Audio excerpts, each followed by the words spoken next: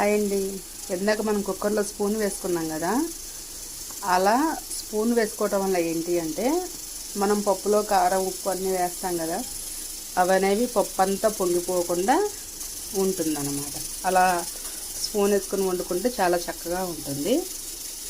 నేను ఎప్పుడు ఇలానే వేస్తాను, మీకు నచ్చితే మీరు వేసుకోండి.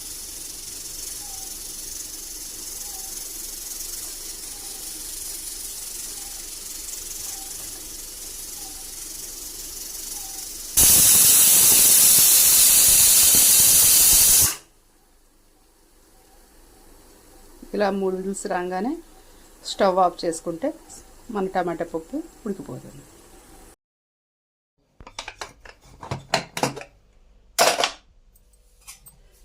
హాయ్ అండి, చూసారా చక్కగా 3 విజిల్కే పప్పు ఎలా ఉడికిపోయిందో.